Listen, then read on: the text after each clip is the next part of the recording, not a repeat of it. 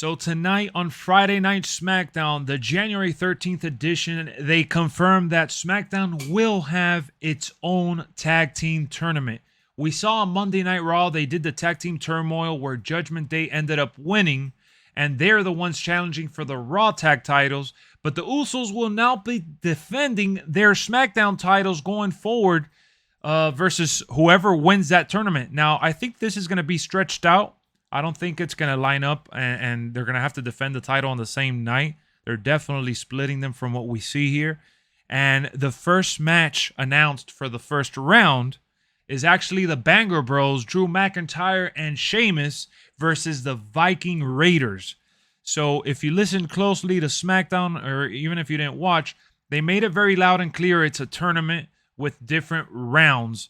And it's starting next week on the 20th of January.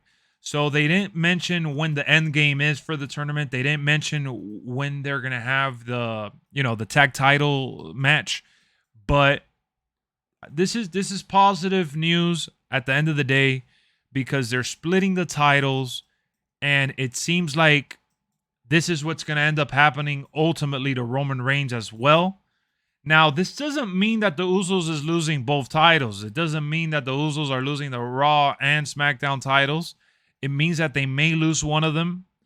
And ultimately, if they keep both of them, then this is probably a wasted opportunity because what's the point of having two different tournament type matches and scenarios just for them to keep both of them? Do they really want to show how dominant they are? I mean, they've already done so throughout the year and change that they've had the belt. So ultimately, this is good news for us fans because it means we're going to get different tag champions and we're going to get different matches at pay-per-views now with, the Raw titles and SmackDown titles splitting. And again, the real end game in all of this that I see is that they could do the same for Roman Reigns. They could create that stipulation for Roman Reigns at some point and it'll work perfectly just in time for WrestleMania. And it actually lines up with the rumors we've been reading that they want to take at least one of the titles from Roman before WrestleMania so others can have a chance at it, whether it's Kevin Owens, Cody Rhodes, Seth Rollins, Bobby Lashley. I know the list goes on. I don't know. But point is, things are lining up positively for WWE. And if you were worried that Vince was coming back and taking creative control, Triple H had a meeting today, as I stated in my last video. It's okay. Triple H and his team is still very much in control of the product.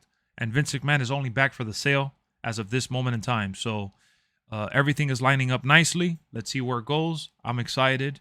And fingers crossed that they ultimately do split the titles. They need to do it.